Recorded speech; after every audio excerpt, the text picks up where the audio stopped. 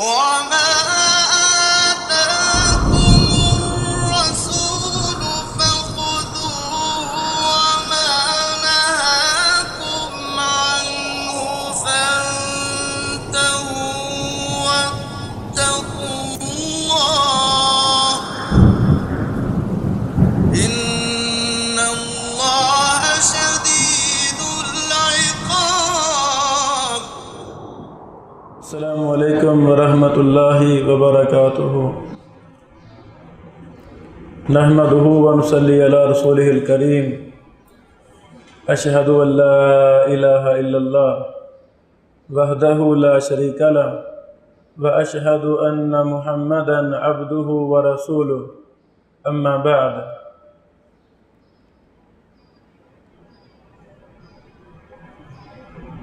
آج کا ہمارا سبق ہے جرح و تعدیل کے الفاظ اور ان کے مراتب.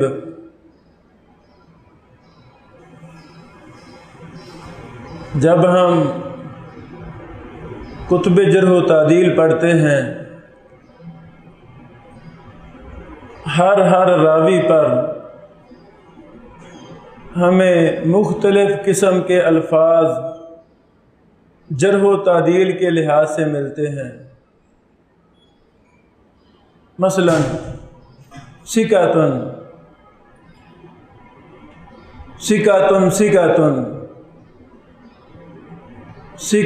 متقن ثقۃ حجۃ ثقۃ ثبت مدلس ضعیف سیء الحفظ صدوق مقبول علی ید عدل فیہ نظر فی حدیثہ نظر فی اسناد الحدیث نظر. ایک لفظ نے دو لفظ نے سینکڑوں الفاظ ہیں جن کے ذریعے ائمہ جرح و تعدیل راویوں پر جرح یا تعدیل کیا کرتے تھے. ان لفظوں سے مراد کیا ہے؟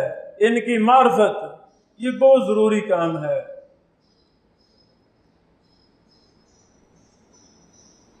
اگر ہمیں جرح و تعدیل کے الفاظ کا معنی مفہوم ان کے مرتبے کی پہچان نہیں ہوگی تو پھر بھی سارا کام خراب ہے. ہم کسی راوی کے بارے میں صحیح فیصلہ نہیں کر سکیں گے. اللہ تعالی رحم فرمائے ائمہ محدثین پر جنہوں نے ایک ایک لفظ کا خود ہی معنی بیان فرما دیا ہے. جرح و تعدیل کے الفاظ کئی قسم کے ہیں. اس پر مستقل کتب بھی لکھی جا چکی ہیں. معجم الفاظ الجرح و تعدیل،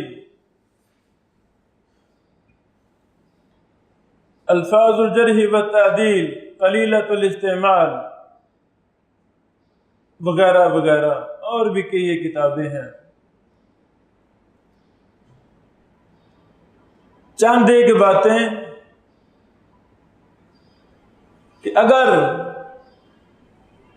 کوئی محقق کوئی عالم دین الفاظ جرح و تعدیل کا معنی صحیح نہیں سمجھے گا تو بہت غلطیاں کرے گا. چند ایک پہلے میں مثالیں پیش کرنا چاہتا ہوں.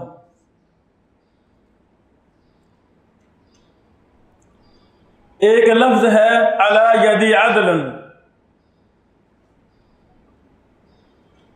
یہ محدثین نے لفظ استعمال کیا ہے علی ید عدل. اب اس لفظ سے کیا مراد ہے؟ علماء احناف میں سے ظفر احمد تھانوی عثمانی رحمہ اللہ اور مولانا سرفراز صفدر رحمہ اللہ جو گجرانوالہ کے شیخ الحدیث تھے، علماء احناف کے، انہوں نے اپنی کتابوں میں اس لفظ پر بحث کرتے ہوئے کہا ہے کہ اس سے مراد ہے کہ یہ راوی عادل ہے، ثقہ راوی ہے۔ حالانکہ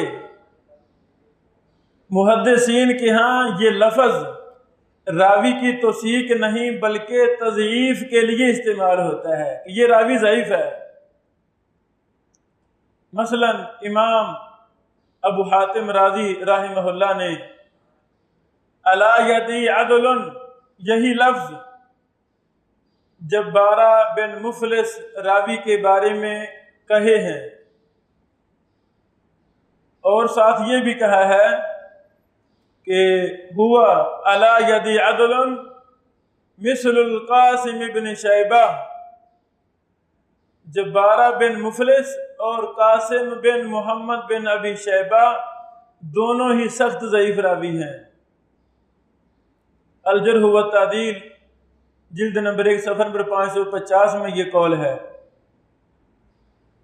الا یدی عدل کا جو ترجمہ علماء احناف نے کیا ہے کہ یہ راوی میرے نزدیک عادل ہے، یہ ترجمہ بالکل غلط ہے۔ ابھی مثال پہ غور کرنا، امام ابو حاتم الرازی عمر بن حفص ابو حفص العبدی کے بارے میں فرماتے ہیں ضعیف الحدیث لیس بقوی ہوا علی ید عدل، کہ عمر بن حفص راوی ضعیف ہے، لیس بقوی ہے، ہوا علی ید عدل ہے۔ آپ کا کیا خیال ہے؟ ایک راوی ضعیف بھی کہہ رہے ہیں، لیس بقوی بھی کہہ رہے ہیں، اور ساتھ اس کو عدل بھی کہہ رہے ہیں؟ نہیں۔ الجرح والتعدیل جلد نمبر 3 صفحہ نمبر 103، اس سے ثابت ہوا کہ امام ابو حاتم رازی رحمہ اللہ الا یدی عدل جب لفظ استعمال کرتے ہیں تو اس سے تضعیف مراد ہوتی ہے، نہ کہ عدالت، نہ کہ توثیق۔ حافظ ابن حجر عسقلانی رحمہ اللہ نے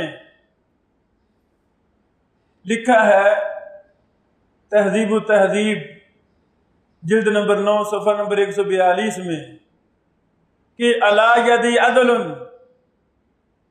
جب کوئی محدث استعمال کرتا ہے تو اس کا مطلب ہے کہ یہ راوی ہلاکت کے قریب ہے، ہلاک ہونے کے قریب ہے۔ تو ابن حجر صاحب فرماتے ہیں جس نے اس لفظ کو توثیق کا کلمہ سمجھا ہے اس نے درست نہیں سمجھا۔ اس لفظ پر مفصل بحث شرح الفاظ التجریح النادرہ او قلیلہ الاستعمال جلد نمبر 1 صفحہ نمبر 37 سے 42، میرے استاد محترم شیخ قصری حافظہ اللہ نے بھی مولانا سرفراز صفدر اپنی تصانیف کے آئینے میں صفحہ نمبر 34 سے 37 پر اس لفظ پر بحث کی ہے۔ اسی طرح امام بخاری رحمہ اللہ ایک لفظ استعمال فرماتے ہیں فیہ نظر، اور کسی راوی کے بارے میں کہتے ہیں فی حدیثہ نظر۔ اب ان دونوں لفظوں کا استعمال اور معنی الگ الگ ہے، لیکن علماء احناف یہاں بھی غلطی کرتے ہیں۔ جس راوی کے بارے میں امام بخاری فیہ نظر کہیں اس سے مراد ہے کہ اس راوی پر جرح ہے، راوی کی ذات پر جرح ہے۔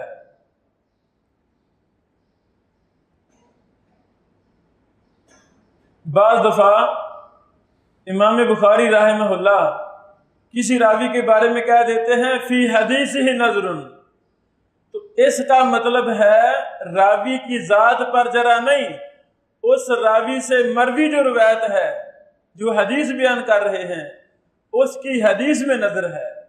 اس کی حدیث میں کلام ہے۔ بعض علماء احناف فی حدیثی نظر کا معنی کرتے ہیں فی نظر، کہ اس میں نظر ہے، یعنی وہ فی حدیثی نظر اور فی نظر دونوں کو ایک سمجھتے ہیں، حالانکہ دونوں لفظوں کے درمیان بہت بڑا فرق ہے۔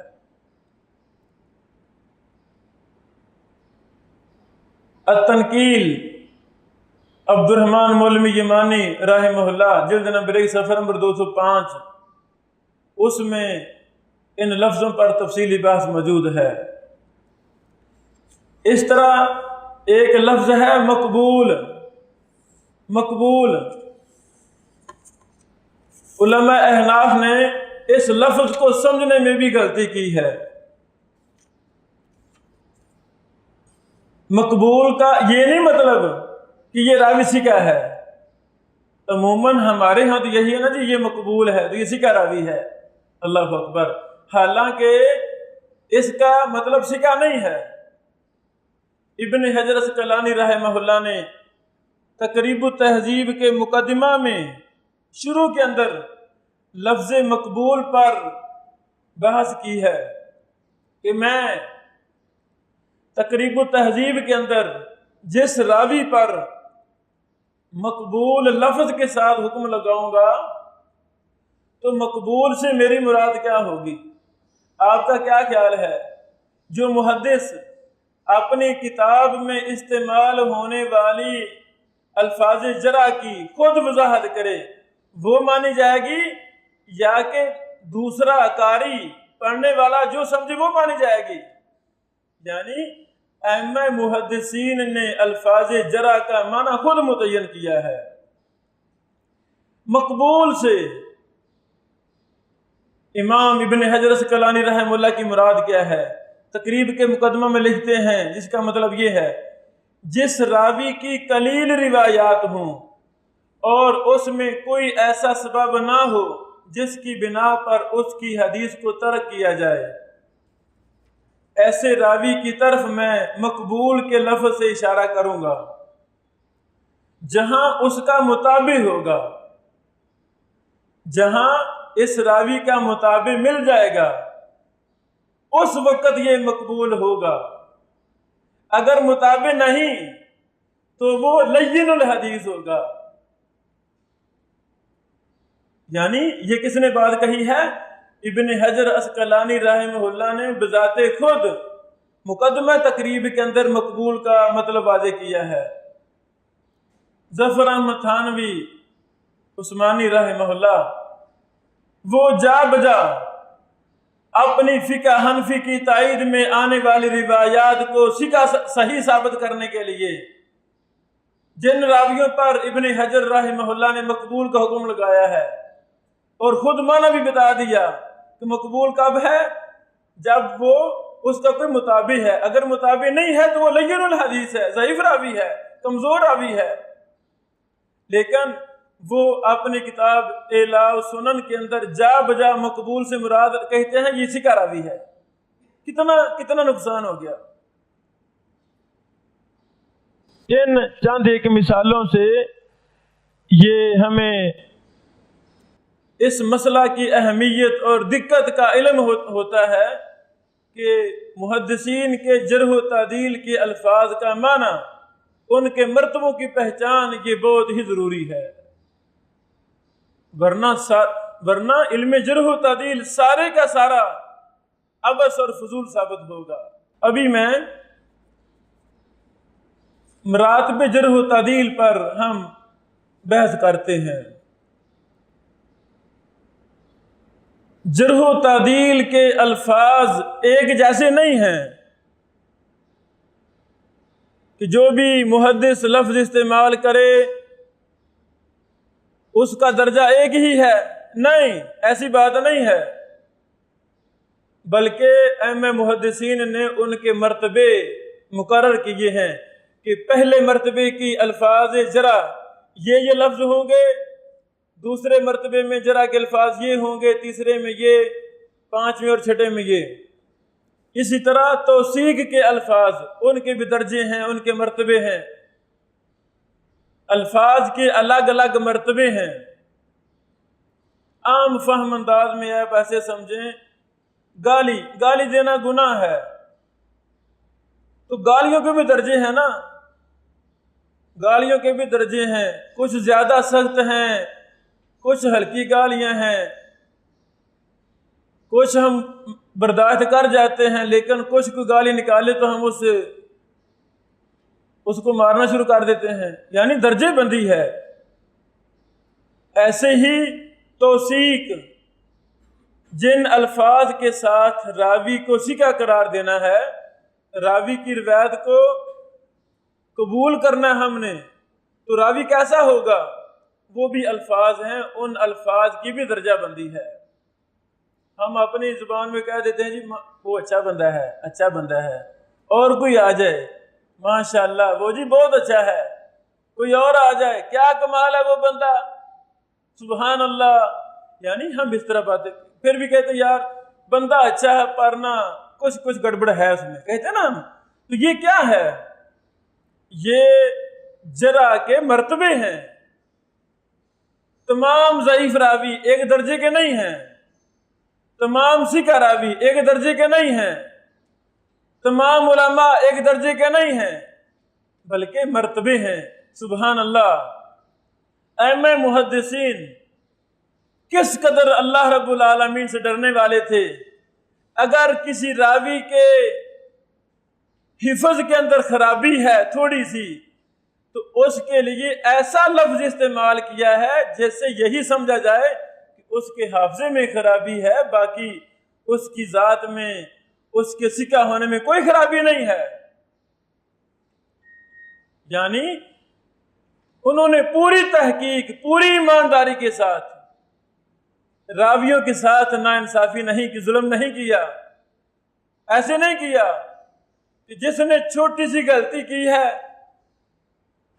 ایک غلطی کی ہے تو اس پر کذاب کا حکم لگا دے. نہیں، جس کو کذاب کہا ہے وہ لفظ کذاب کا ہی مستحق تھا. ایسے نہیں کوئی ضعیف راوی ہے تو کوئی زندیق کہا ہو، نہیں، کیسے ہو سکتا ہے؟ اگر وہ حقیقت میں زندیق تھا تب ہی اس کو زندیق کہا ہے. اگر کوئی راوی ثقہ ہے اور حقیقت میں ثقہ ہے، محدثین نے ان کی روایات سنی ہیں، ان سے فائدہ اٹھایا ہے، ان کا حفظ، ان کا ضبط، ان کا علم و عمل دیکھا ہے، پرکھا ہے، اگر وہ ثقہ ہیں تو تب ہی ان کو ثقہ قرار دیا ہے. ایسے نہیں ہو سکتا.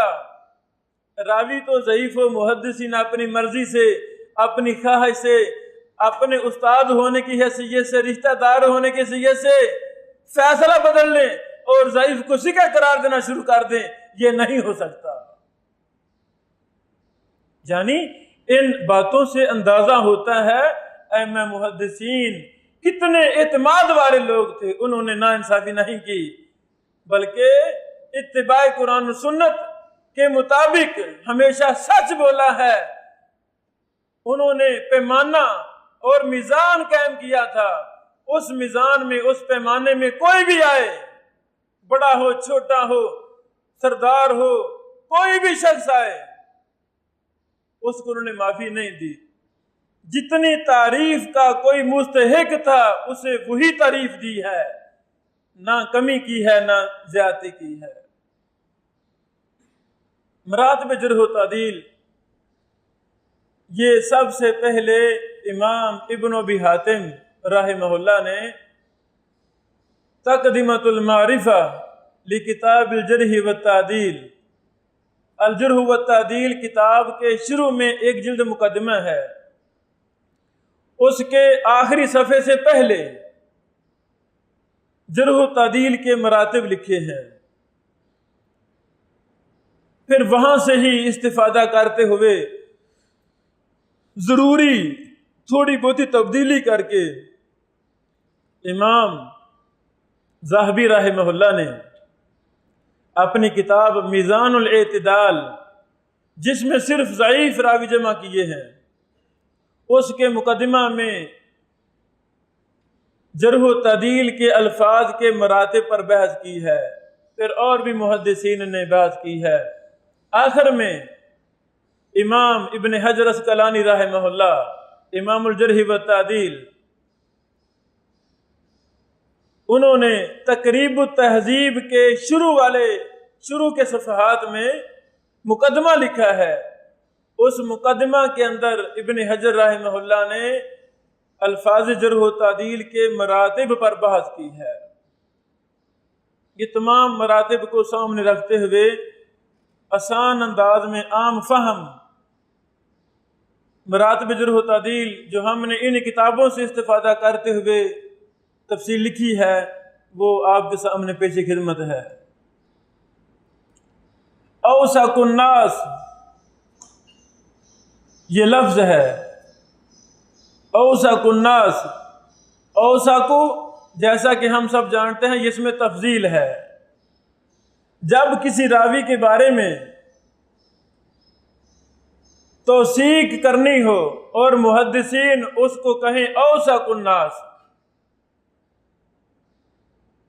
تو اس کا مطلب ہے یہ انتہائی اعلیٰ درجے کی توثیق ہے۔ اوسق الناس یہ سب سے اعلیٰ مرتبہ ہے توثیق کا، لوگوں میں سے سب سے زیادہ ثقہ انسان۔ اوسق الناس سے ملتا جلتا لفظ اضبط الناس ہے، اضبط الناس سب سے زیادہ ضابط۔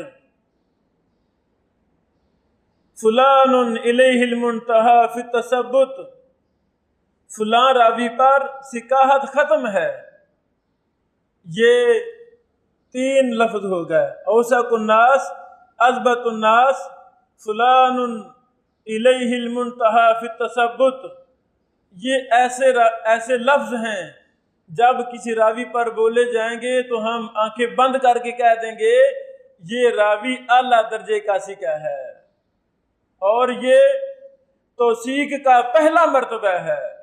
ان لفظوں سے ملتے جلتے لفظ یہ بھی ہیں، فلان لا یسأل عنہ، محدثین یہ بھی لکھتے ہیں، اس کا مطلب ہے فلاں راوی اس کے بارے میں سوال ہی نہ کیا جائے۔ اللہ اکبر، یعنی وہ اس مقام پر فیض ہے کہ وہ اس راوی کے بارے میں سوال کرنا ہی بس فضول ہے۔ وہ تو امامت و جلالت کے فرض پر ایک فریضہ پر مقرر ہے، متعین ہے، اس کے بارے میں سوال ہی نہ کیا جائے۔ یا یہ بھی بولتے ہیں لا یسأل عن مثلہ، فلاں اس جیسے کے بارے میں نہیں پوچھا جا سکتا۔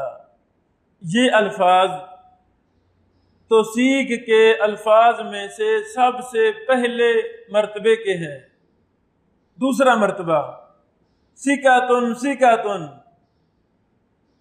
یعنی تکرار کے ساتھ۔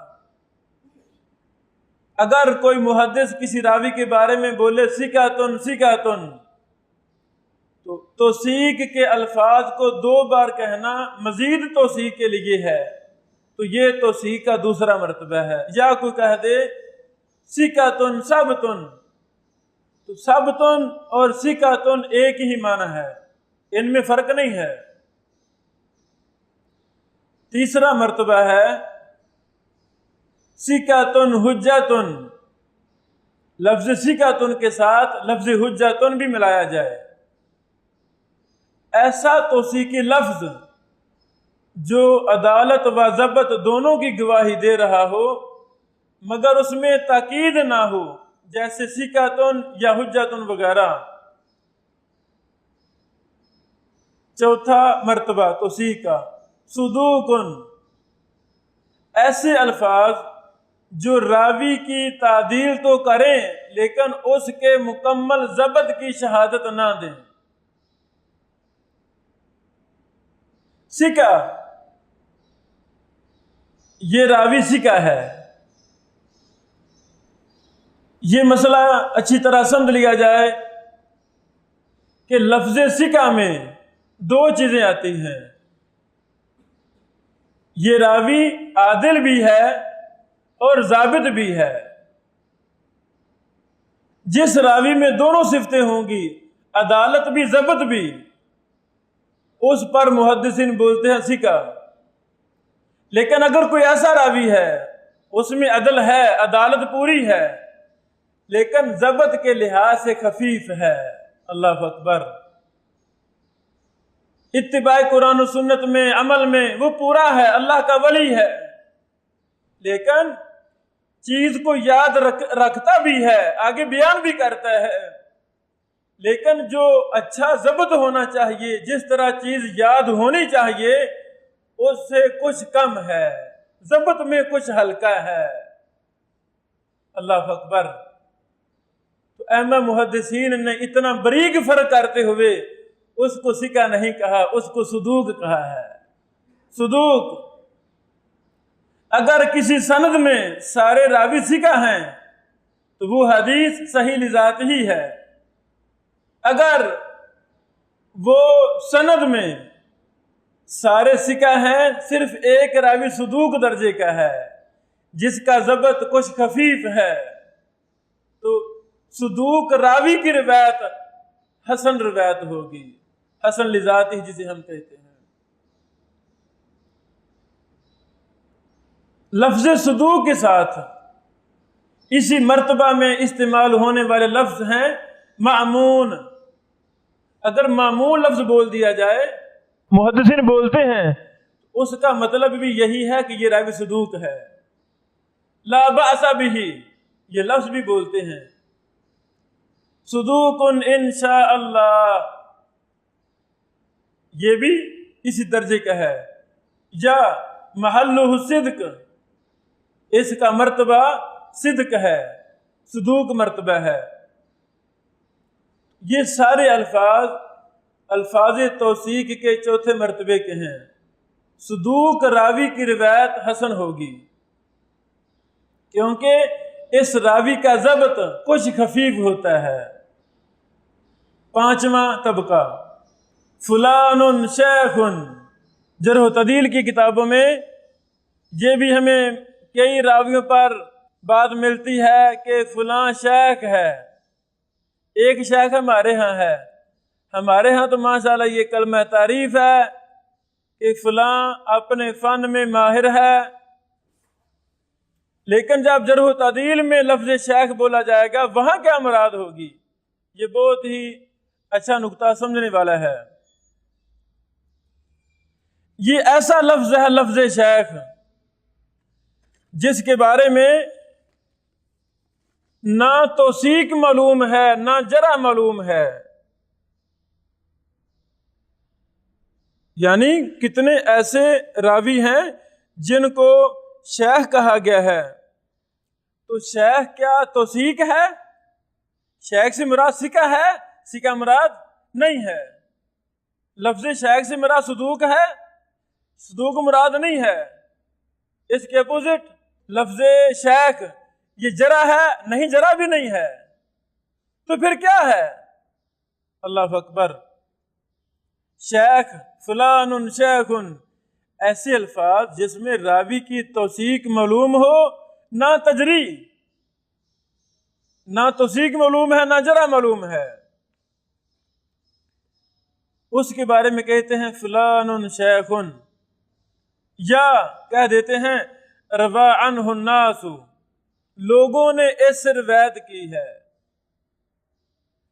جب ہم نے لفظ شیخ کی مزید تحقیق کی تو ہمیں میزان الاعتدال جلد نمبر 2 صفحہ نمبر 19 میں حافظ ذہبی نے فرمایا کہ لفظ شیخ نہ جرح ہے نہ تعدیل ہے۔ امام ابن قطان الفاسی رحمہ اللہ، انہوں نے کہا کہ شیخ سے مراد ہے وہ اہل علم نہیں تھے، وہ راوی اہل علم نہیں تھے بلکہ صاحب روایات تھے۔ کیا مطلب؟ وہ بھائی جس طرح ایک محدث ایک راوی کے پاس علم ہونا چاہیے، علم حدیث ہونا چاہیے، وہ علم نہیں تھا، اچھا خاصا علم نہیں تھا، ہاں کچھ روایات تھی ان کے پاس لوگ وہ روایات اس سے روایت کرتے تھے، تو اس کو کہہ دیتے ہیں شیخ۔ یہ بات نصب الرایا ذیلی حنفی صاحب کی جلد نمبر 4 صفحہ نمبر 233 میں یہ لکھی ہوئی ہے۔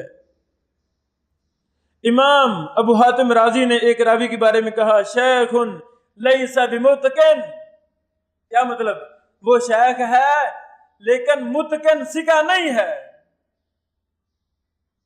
شیخ، اس سے لوگوں نے کچھ روایات بیان کی ہیں، روان الناس، لوگوں نے روایت بیان کی ہے، لیکن کسی درجے کا اہل علم محدث ایسی بات نہیں ہے۔ امام احمد بن حنبل رحمہ اللہ نے ایک راوی کو کہا شیخ ثم لینہ، پہلے شیخ بولا پھر فوراً کہا کہ یہ کمزور بھی ہے، اس میں کمزوری ہے۔ یہ بات ترتیب المدارک لقاضی یاد جلد نمبر 3 صفحہ نمبر 17 میں موجود ہے۔ اللہ اکبر۔ الفاظ توثیق کا چھٹا درجہ، چھٹا مرتبہ صالح الحدیث، امام محدثین بول دیتے ہیں صالح الحدیث۔ یہ لفظ تعدیل کی بجائے جرح کے قریب کا معنی دیتے ہیں، جرح کے قریب کا یہ معنی دیتے ہیں، جیسے صالح الحدیث یا یکتب حدیثہ یا صالح۔ یہاں یہ بات یاد رہے کہ یکتب حدیثہ کے الفاظ توثیق میں شمار ہوتے ہیں، خواہ وہ ادنا درجہ کی توثیق کیوں نہ ہو۔ استاد محترم شیخ قصری حافظ اللہ نے توضیح الکلام صفحہ نمبر 219 پر اس لفظ پر بحث کی ہے۔ یہ 6 مراتب ہیں الفاظ توثیق کے۔ کچھ ان لفظوں کے بارے میں، ملتے جلتے الفاظ کے بارے میں ضروری قواعد ہیں، وہ بھی سمجھانا ضروری ہے۔ مثلا ایک لفظ ہم نے پڑھا ثبتن، اثبت الناس ثبتن،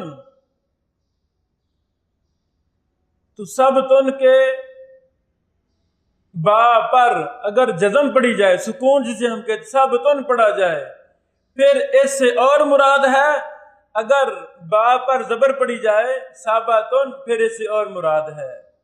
یہ دونوں الگ الگ فرق ہے، یہ سمجھنا ضروری ہے۔ اگر بسکون البا ثبتن پڑھا جائے، اس سے مراد وہ لقب ہے جو تعدیل کے لیے استعمال کیا جاتا ہے۔ دل، زبان اور کتاب کو محفوظ رکھنے والے شخص کو ثبتن کہتے ہیں۔ دل بھی پاک صاف ہے، زبان بھی پاک صاف ہے، اور جو کتاب لکھتا ہے، احادیث لکھتا ہے، وہ بھی بڑی مرتب غلطیوں سے پاک صاف ہوتی ہے، اس کو کہتے ہیں ثابتن۔ اگر ثابتن پڑھیں بفتح الباء، اس سے مراد وہ کتاب ہے جس میں محدث اپنے روایات لکھتا ہے اور اپنے ساتھ سننے والوں کے نام لکھتا ہے۔ مثلا اگر کوئی بھائی ہمارا ابھی جو اساتذہ لیکچر دے رہے وہ لکھ رہا ہے اور اس کلاس میں جتنے بھی طلبہ سن رہے ان کے نام لکھتا ہے، تو اسے کہیں گے ثبت، ثبت، ثبت نہیں کہیں گے۔ ان دونوں میں فرق ہے۔ یہ بات شرح الالفیہ صفحہ نمبر 157 میں لکھی ہوئی ہے۔ اثبت، جب کوئی محدث بولے لفظ اثبت، اس میں تفضیل، ثبت کی بجائے اثبت، اثبتو، اس سے مراد ہے ثبت الحفظ اور ثبت الضبط، دونوں مراد ہیں۔ حفظ میں بھی یہ ثبت ہے اور ضبط میں بھی ثبت ہے، دونوں مراد ہیں۔ یہ سکہ راویوں کی اعلیٰ ترین توثیق ہے، پہلا مرتبہ، جس طرح امام ابن الصلاح نے مقدمہ ابن الصلاح صفحہ نمبر 114 میں کہا ہے۔ ایک محدثین لفظ بولتے ہیں رزن، را زواد الف، اوپر تنوین 2 زبر، رزن۔ رزان بھی سکہ اور عدل کے قائم مقام ہے.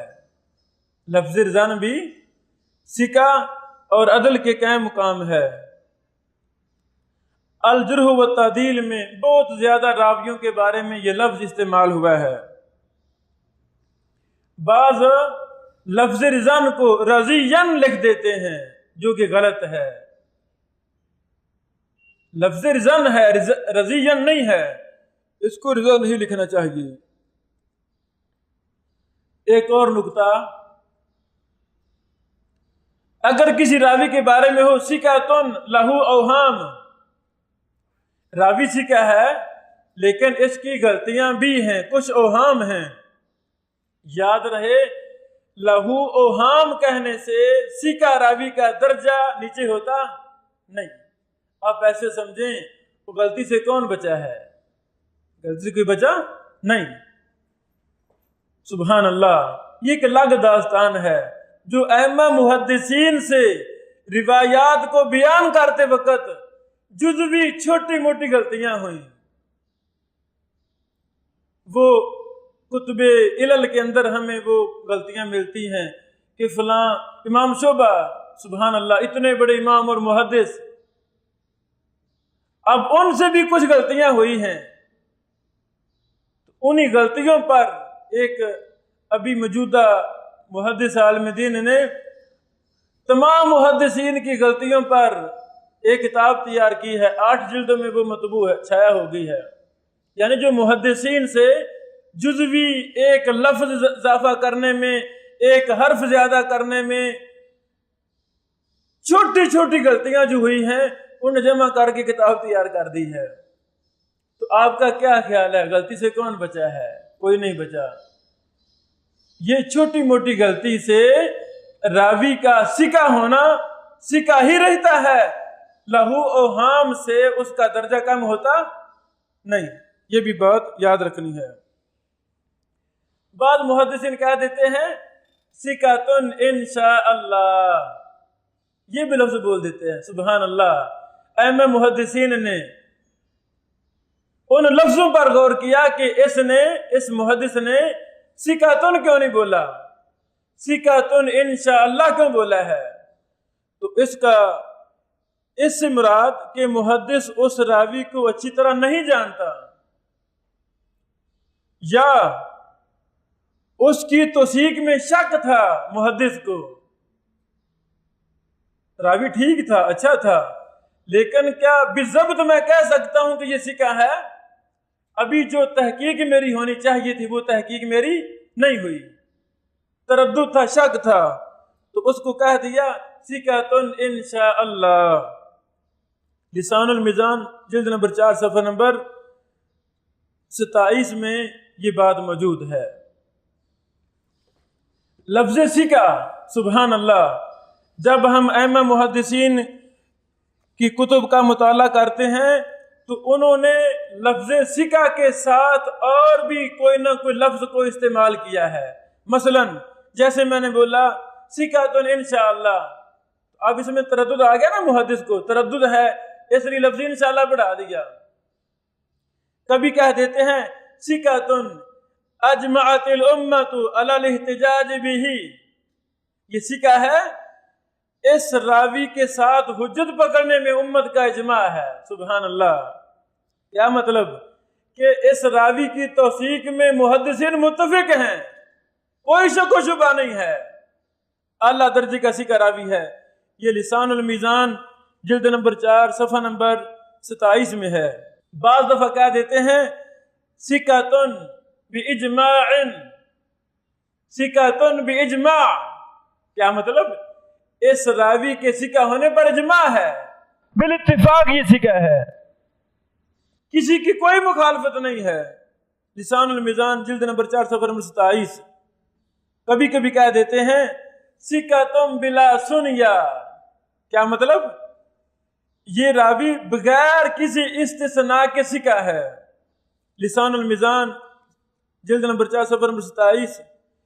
سکاتن بلا مدافعہ، اس راوی کے بارے میں کوئی ایسی بات نہیں ہے جو اس کی توثیق کے برخلاف ہو، یہ سکہ راوی ہے، معتبر ہے. لسان المیزان جلد نمبر 4 صفحہ نمبر 28، ثقۃ بلا نزاع، سبحان اللہ۔ اس راوی کے بارے میں ائمہ محدثین کے نزدیک کوئی اختلاف نہیں پایا جاتا، نزاع کوئی جھگڑا نہیں ہے، یہ ثقہ ہے، معتبر ہے۔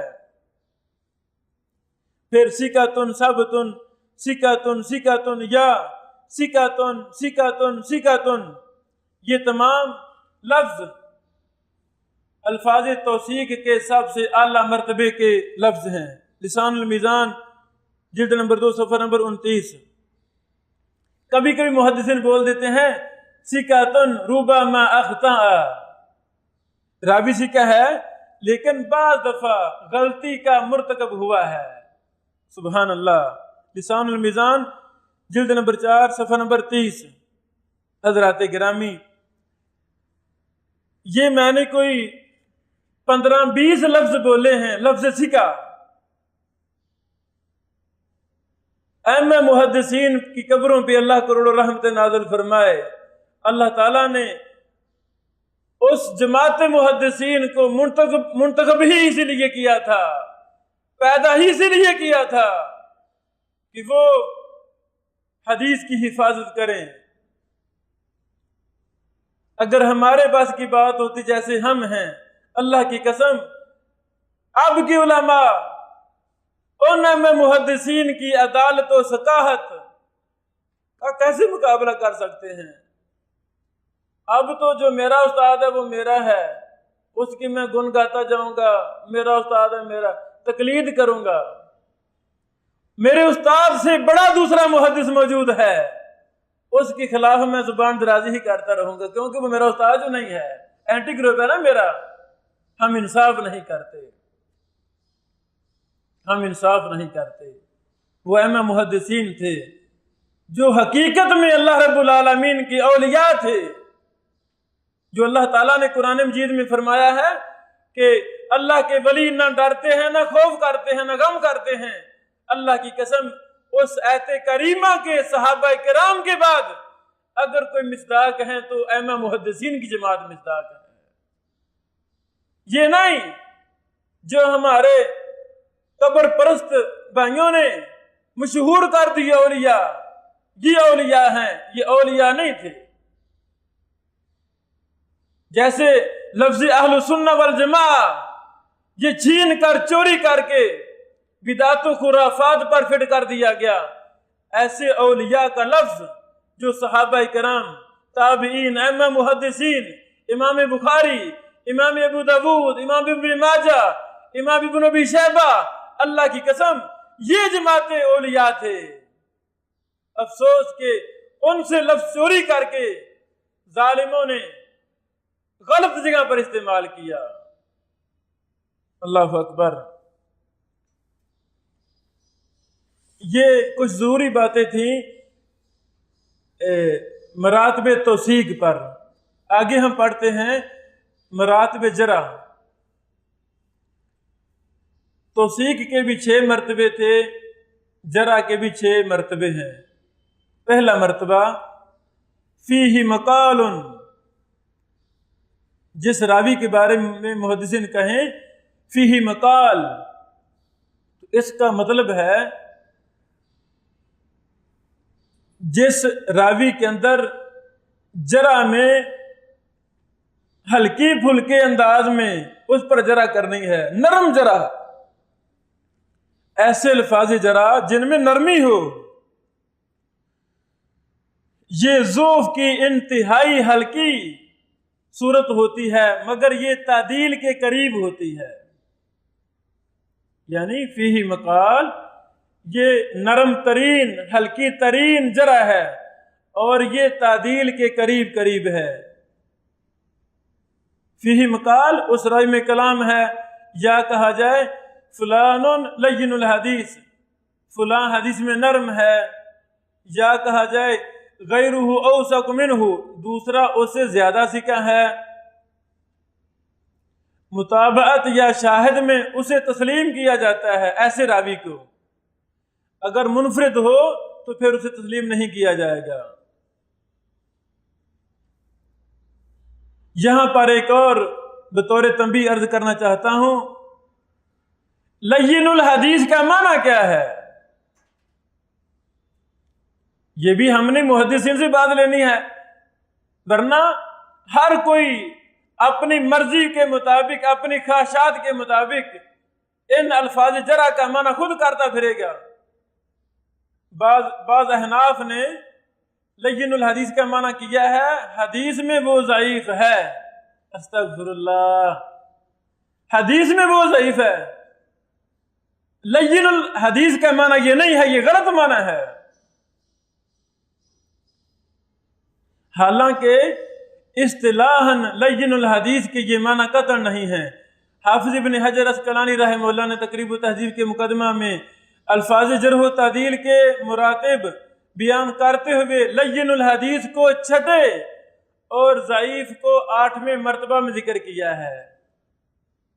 لین الحدیث لفظ اور مرتبے کا ہے اور ضعیف لفظ اور مرتبے کا ہے، تو بعض احناف وہ لین الحدیث کا معنی کرتے ہیں ضعیف، تو کتنا بڑا نقصان ہوا، فائدہ ہوا نا محدثین کے مراتب کا، ان کی پہچان کا، کہ کوئی بھی چوری کرنا چاہے گا، امانت میں خیانت کرنا چاہے گا، دغا بازی کرنا چاہے گا، راوی پر غلط جرح کرنا چاہے گا، ہم فوراً پکڑیں گے۔ وہ اللہ کے بندے دیکھ لین الحدیث کا مرتبہ کیا ہے، ضعیف کا مرتبہ کیا ہے، تم لین الحدیث کا معنی ضعیف کر رہے ہو، یہ بڑی فحش غلطی ہے۔ حافظ ابن حجر عسقلانی کی یہ تفریق خود اس بات کی دلیل ہے کہ ان کے نزدیک لین الحدیث راوی ضعیف کے مرتبہ کا نہیں ہے۔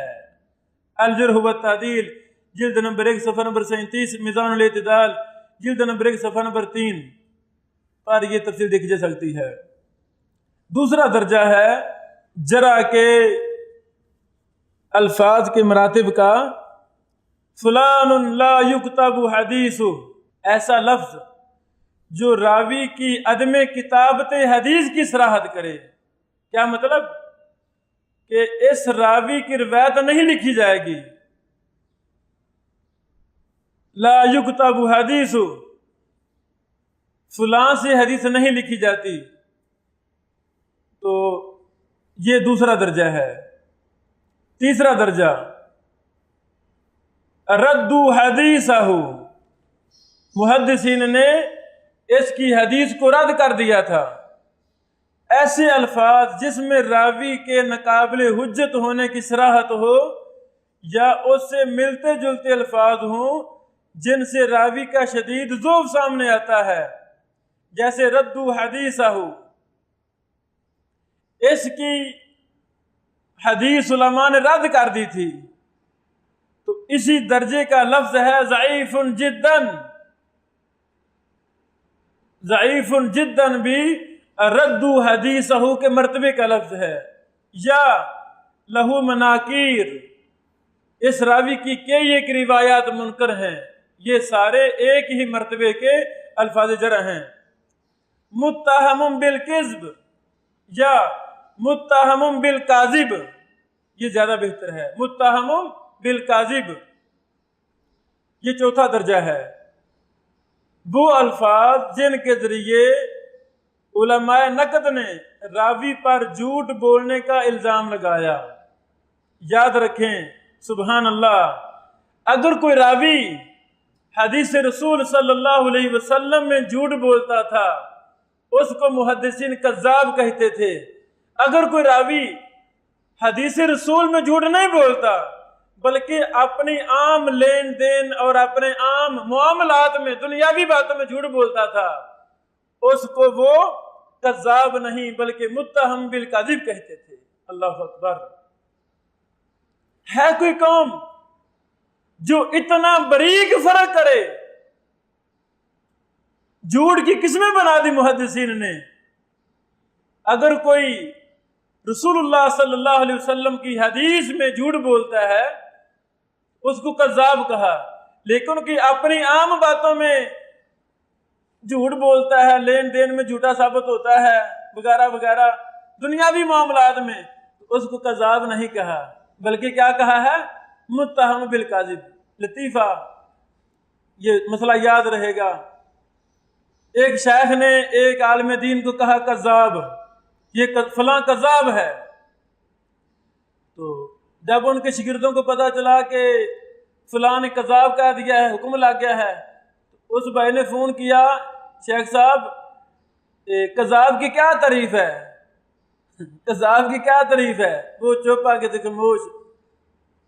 وہ طالب علم آگے سے کہتا استاد شیخ صاحب ہم نے تو یہ پڑھا ہے کذاب اس راوی کو کہتے ہیں جو حدیث رسول میں جھوٹ بولے۔ سمجھ لگی نا مسئلہ؟ تو اگر کوئی لین دین میں غلطی ہو گئی ہے، جھوٹ ہو گیا ہے، تو اس کی اصطلاح کذاب نہیں ہے بلکہ متہم بالکذب ہے۔ اللہ اکبر۔ حضرات گرامی، یہ ائمہ محدثین اتنے باریک بین تھے، تو اللہ تعالی ہمیں بھی ایسا علم نافع عطا فرمائے جو محدثین کی جانشینی، محدثین کے منہج کے مطابق ہو، پھر بات بنے گی، ورنہ خواہشات کے مطابق، اپنے مرضی کے مطابق ہم تو کسی کا لحاظ نہیں رکھتے۔ کوئی چھوٹی سی غلطی کرتا ہے اتنی، تو ہمیں چاہیے کہ ہم اتنا ہی حکم لگائیں، وہی کریں، لیکن ہم تو اتنی بات کو جھوٹ ملا کر 100 میل لمبی کر دیتے ہیں، بہتان لگا دیتے ہیں۔ ہمارا معاشرہ یہی کر رہا ہے، تو ان کو یہ مسئلے سمجھانے کی ضرورت ہے کہ جتنا کسی کا گناہ ہے، اگر 100 چوری کسی نے کیا ہے تو 100 ہی چوری کرو، 200 کا الزام نہ لگاؤ۔ یہ جھوٹ ہے، کبیرہ گناہ ہے جس میں اکثر مسلمان ملوث ہو رہے ہیں۔ یہ سچا واقعہ، آپ حیران ہوں گے کہ یہ جھوٹ ہمارے ہاں عام پایا جا رہا ہے اور ہمیں پرواہ نہیں ہے۔ جھوٹ بولنا کبیرہ گناہ ہے، جہنم واجب ہوتی ہے، انسان کا نام آخرکار کذاب لوگوں میں لکھا جاتا ہے۔ اللہ ہمیں محفوظ فرمائے۔ ایک شیخ کی ایک مکتبہ میں ڈیوٹی تھی، جیسے مدارس میں ڈیوٹیاں ہوتی ہیں، تم پڑھاؤ بھی اور ساتھ مکتبہ میں اپنا کام کرو اور خیال بھی رکھو۔ اوکے جی۔ سال گزرا تو الزام یہ لگا دیا کہ جی 10-12 کتابیں مکتبہ سے نیچے پڑی تھیں، 10-12 کتابیں، تو آپ نے خیال نہیں رکھا مکتبے کا۔ تو جس شیخ کی عالم دین کی ڈیوٹی تھی اس نے بولا محترم 10-12 کتابوں کے مجھے نام گنا دو، کون سی نیچے گئی تھی 10-12 کتابیں؟ وہ کہتے میرا مطلب ہے وہ 3 کتابیں تھی، تین کتابیں جو میں نیچے سے پکڑی تھیں۔ تو وہ عالم نے کہا پھر آپ 3 کتابیں کہیں نا، کہ آپ کی نگرانی تھی مکتبہ میں، نیچے میں نے 3 کتابیں دیکھی ہیں، وہ نہیں ہونی چاہیے تھی، تو آپ 10-12 کہہ رہے ہیں۔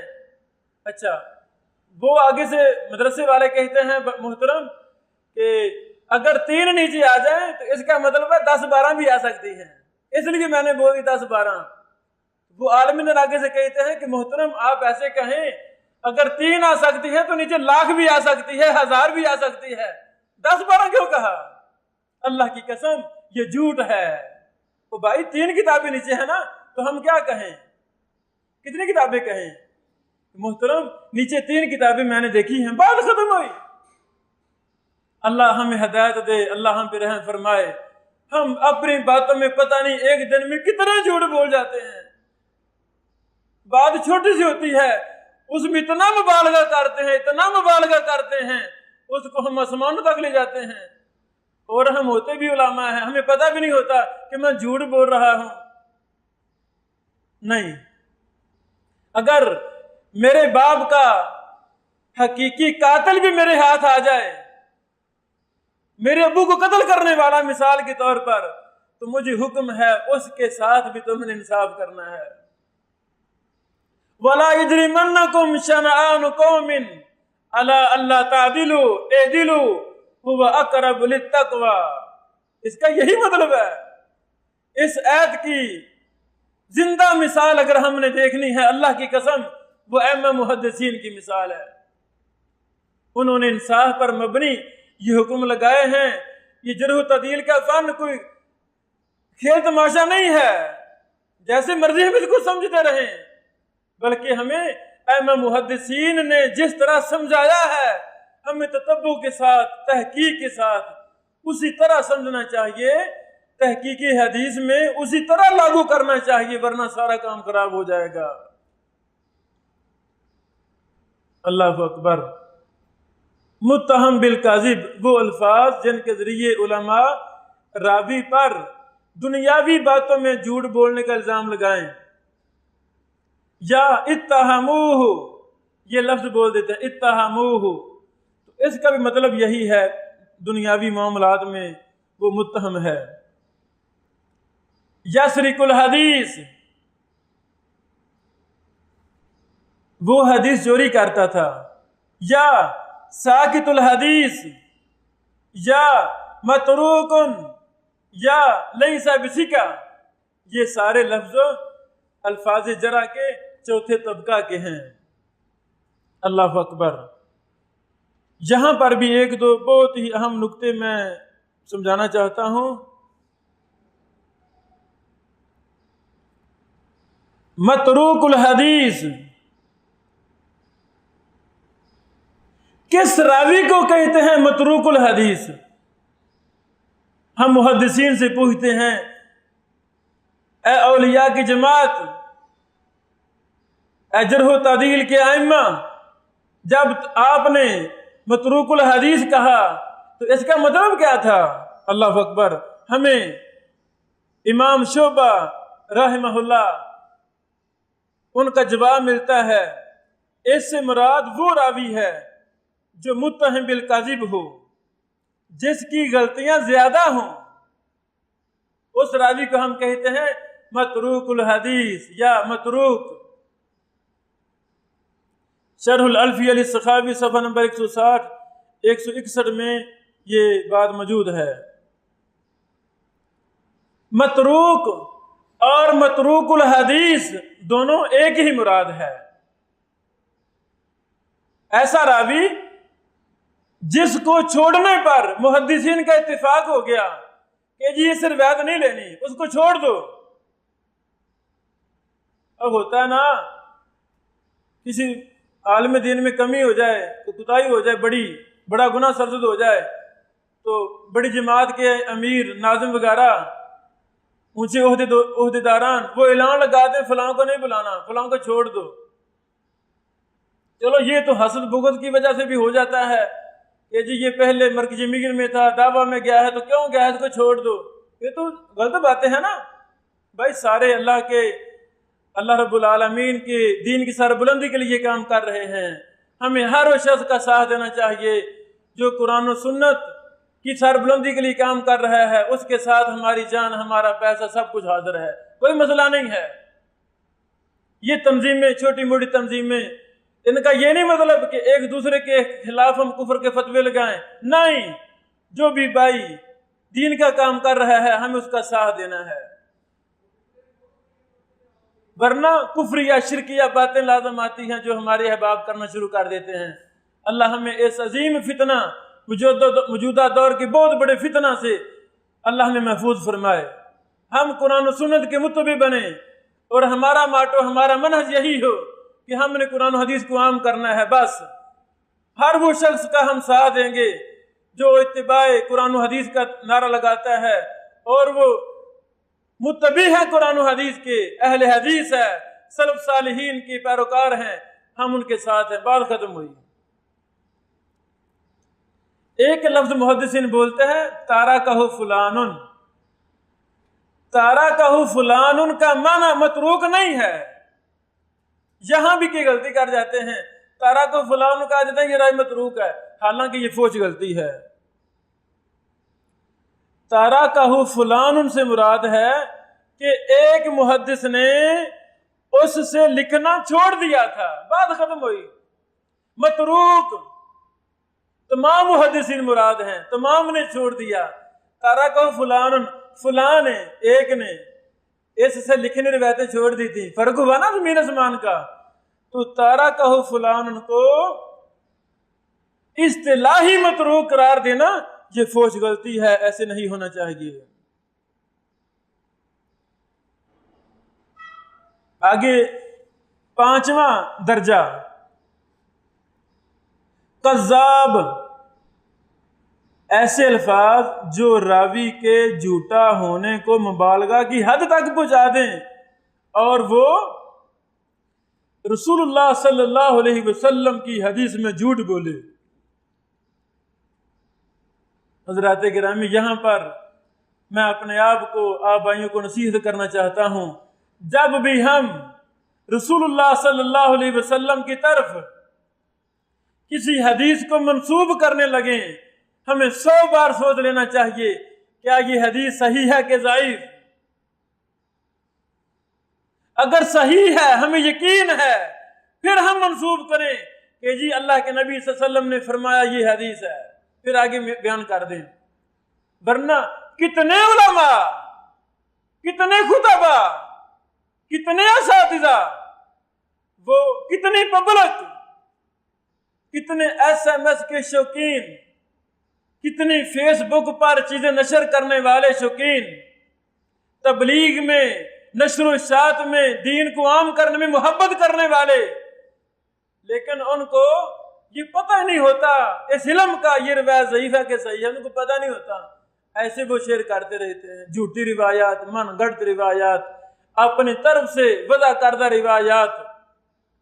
اللہ کی قسم، امام ابن حبان رحمہ اللہ نے صحیح ابن حبان میں ایک باب قائم کیا ہے، اللہ اکبر، باب وجوب دخول النار من نسب شیئا الی المصطفیٰ صلی اللہ علیہ وسلم وہو لا یعلم صحتہ۔ کیا مطلب؟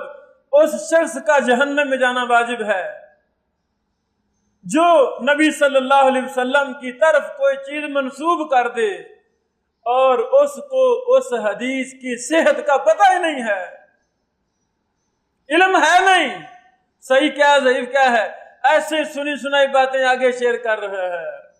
علماء بھی اس میں ملوث ہیں، خطباء کا تو کام ہی یہ ہے، اللہ انہیں ہدایت دے، ہمیں بھی ہدایت دے۔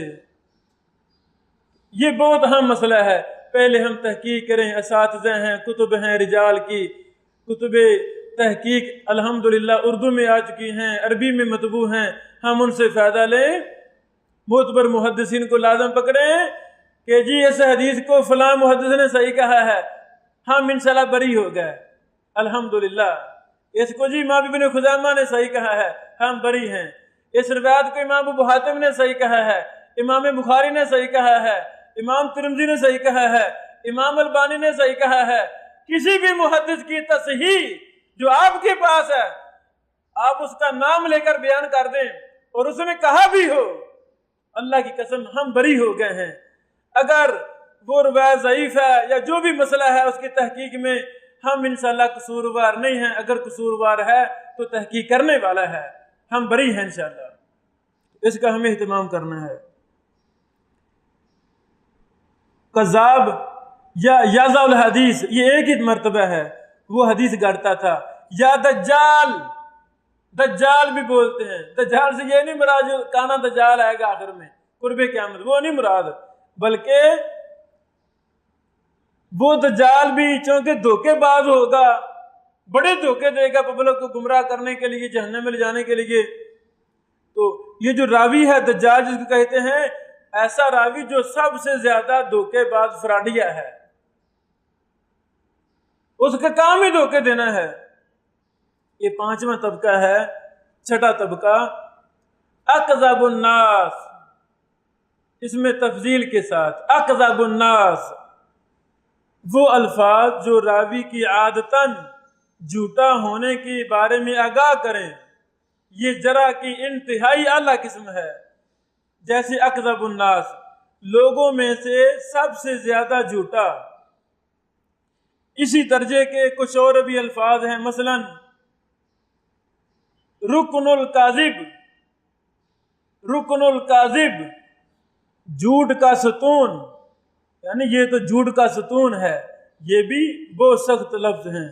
یا الیہ المنتہا فی الکاذب، جھوٹ کی انتہا اس تک ہوتی ہے، ہم کہتے ہیں نا جھوٹا دیکھنا تو فلاں کو دیکھ لو، جھوٹوں کی مشین فیکٹری دیکھنی ہے تو فلاں کو دیکھ لو، آؤ میں دکھاتا ہوں، جس کا کام یہی ہے 24 گھنٹے جھوٹ بولنا۔ اللہ اکبر۔ یہ 6 درجے 6 مراتب جرح کے الفاظ کے ہم نے بھی بیان کیے ہیں۔ یہاں پر 1-2 اور ضروری باتیں بھی آپ یہ نوٹ کر لیں کہ معمولی جرح وہ قابل مذمت نہیں ہوتی۔ معمولی جرح جیسے لہو اوہام کا لفظ ہے، یاہم کا لفظ ہے، یا یخطئ کا لفظ ہے۔ اگر راوی سے چند غلطیاں ہو گئی ہیں تو محدثین نے لفظ بول دیا ہے یخطئ، کچھ غلطیاں کرتا تھا یہ، لیکن یخطئ کہہ دینا، لہو اوہام کہہ دینا، یاہم کہہ دینے سے وہ راوی ضعیف ثابت ہوتا نہیں۔ یہاں پر ایک دوسری اہم بات، یہ الفاظ جرح کے مراتب ہم نے سمجھ لیے، ہم نے سن لیے، سماعت فرما لیے آپ احباب نے، تو ان کی درجہ بندی ہے۔ کذاب راویوں کی ایک روایت کی 100 سندیں ہوں، ساری سندوں میں کذاب، دجال، وضع، متروک، سخت مجروح راوی ہیں، 100 سند موجود ہو اس حدیث کی، وہ حدیث حسن لغیری نہیں بنے گی، بلکہ وہ اور سخت ضعیف ہوگی۔ بھی ساری شیطانوں کذابوں نے بیان کیا ہے، ہر سند میں کذاب راوی ہے، تو کذاب راویوں کی سندیں کا لاکھ ہو جائے، کروڑ ہو جائے کہ حدیث کی، وہ مل کر حسن لغیری بنے گی نہیں بنے گی۔ ہاں، جن میں جرح کم درجے کی ہے، آپ نے دیکھا نا، پہلا مرتبہ، دوسرا مرتبہ، تیسرا مرتبہ، تھوڑی ہلکی جرح، ان کے بارے میں ائمہ محدثین نے یہ قاعدہ بیان کیا ہے، اپنی کتب میں تفصیلات لکھی ہیں کہ اگر قلیل جرح، ہلکی جرح ہے، اس کی بیان کردہ حدیث کی زیادہ سندیں ہیں، ہر سند میں خفیف ضعف ہے، تو اس روایت کو حسن لغیری قرار دیا جاتا ہے، اور یہ حجت ہے، اس میں کوئی شک و شبہ نہیں ہے۔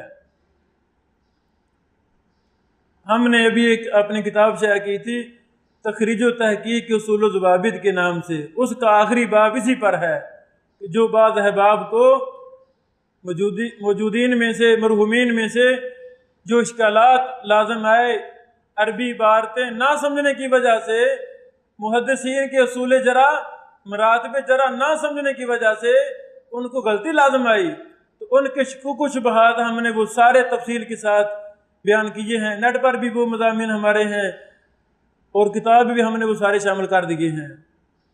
تو حضرات گرامی، آخر میں یہ نصیحت کروں گا، جرح و تعدیل کا فن یہ معمولی فن نہیں ہے، بلکہ بڑی زیادہ محنت کا محتاج ہے۔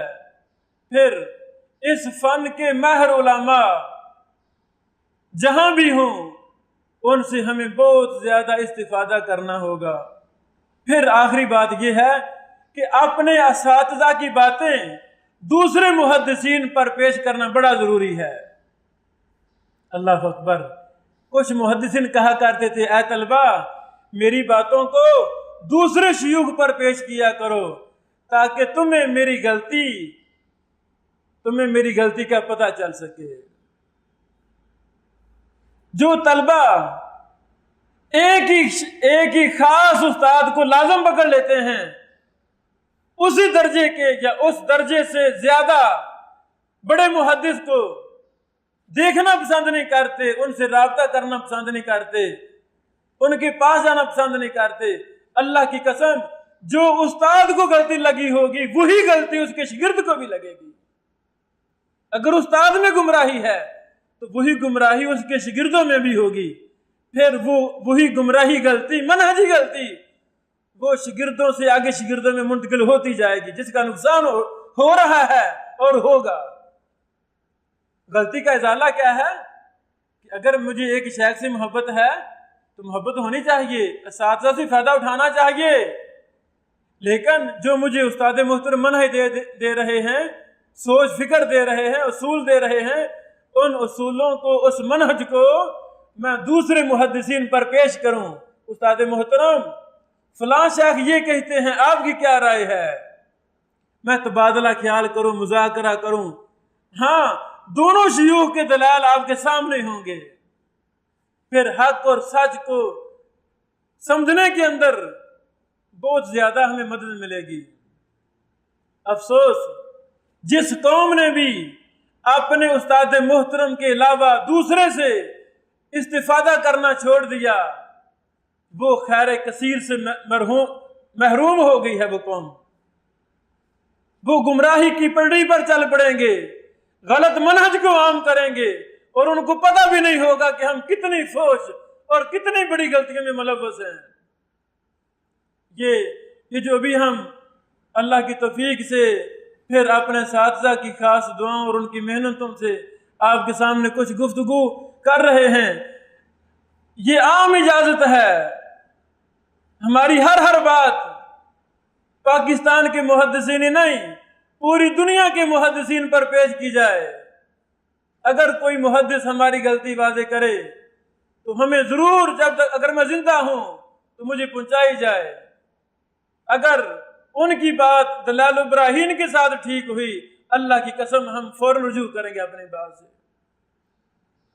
اگر میں فوت ہو گیا پھر کوئی میری بات پر جرا کرے، تو غلط ثابت کرے، تو پھر آپ طلبہ اس بات کو دیگر محدثین پر پیش کریں۔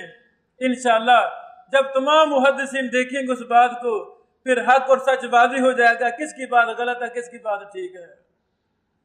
اس لیے میں ادنا سا طالب علم آپ بھائیوں کو نصیحت کرتا ہوں، کبھی بھی ایک مدرسہ کے اساتذہ کو کافی نہ سمجھا جائے۔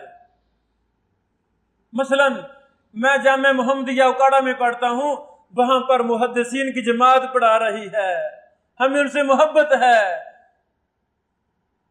بڑے بڑے علماء، شیوخ الحدیث، نحو کے ائمہ، حدیث کے محدثین، تفسیر کے مفسرین وہاں پر موجود ہیں، ان سے فائدہ ڈڑ کر اٹھایا جائے۔ لیکن جو لاہور کے محدثین ہیں ان سے لاپرواہی نہ کی جائے۔ جب موقع ملے، جیسے رمضان ہے، چھٹیاں ہوئی ہیں، ان کے پاس جایا جائے، یا فارغ ہونے کے بعد 1 سال، مہینہ، 2 مہینے، 1 ہفتہ، 1 دن، 1 گھنٹہ ان کے پاس گزارا جائے، منہج لیا جائے۔ کوئی اہم اختلافی باتیں جو آپ نے سیکھی ہیں، آپ کو ڈاؤٹ ہے، پوچھا جائے استاد محترم یہ کیسی بات ہے، یہ کیسی بات ہے۔ پھر موقع ملے، گجرانوالہ میں محدثین موجود ہیں، وہاں بھی جایا جائے، ان سے استفادہ کیا جائے۔ فیصل آباد میں محدثین موجود ہیں، ان سے، پشاور میں محدثین موجود ہیں، ان سے فائدہ اٹھایا جائے۔ پھر جو آپ میں بصیرت آئے گی، اللہ کی قسم ایک مدرسے میں پڑھنے والا طالب علم میں وہ بصیرت کبھی بھی نہیں ہوگی جو آپ کے اندر ہوگی۔ جو ہمارا تنقیدی نقطہ نظر ہے وہ یہ ہے، کچھ مدارس میں نحو کا رجحان ہے، وہاں ساری شیوخ نحوی ہیں۔ کچھ مدارس میں فقہ کا رجحان ہے، فقہ کا رجحان ہے، وہاں سارے شیوخ فقیہ ہیں، ماشاءاللہ فقہ پر بحث کرتے ہیں۔ کچھ مدارس میں مناظر ہیں، اساتذہ مناظر، لاہور میں بعض مدارس ہیں وہ سارے اساتذہ مناظر ہی ہیں۔ یعنی اس طرح ہمیں مختلف چیزیں ملتی ہیں، تو کبھی بھی ایک طالب علم ایک مدرسے کے اساتذہ پر انحصار نہ کرے۔ ہاں انشاءاللہ تمام اہل حدیث کے مدارس میں محدثین موجود ہیں، ائمہ موجود ہیں، لیکن انسان ہونے کے ناطے مجتہد کو بھی غلطی لگ جاتی ہے۔ تو میرے اساتذہ کی غلطی کیسے مجھے پتہ چلے گی؟ جب میں دوسرے اساتذہ سے ملوں گا، ان پر باتیں پیش کروں گا۔ آج کے لیکچر کی آخری بات، مجھے شوق ہوتا تھا کہ میں اپنی زندگی کے محدثین کے پاس بیٹھوں۔ میرا دوران طالب علمی 6.5 سال ہے۔ 6.5 سال میں درس نامی مکمل کیا، وفاق کا عالیہ تک مکمل کیا، عربی فاضل کیا، ایف اے کیا، پھر تخصص کی کلاس بھی 3 سالہ ادھر حاصل کی، چیمبر رحمانیہ کے اساتذہ سے پڑھا، شیخ الحدیث عبد المنان نور پوری رحمہ اللہ گجرانوالے جو بہت بڑے محدث تھے، ان کے پاس 1 مہینہ ٹھہرا۔ پھر چھٹیوں میں مجھے موقع ملا उस्ताद मोहतरम शेख ज़ुबैर लज़ई रहमहुल्लाह उनके पास जाकर हफ्ता ठहरा।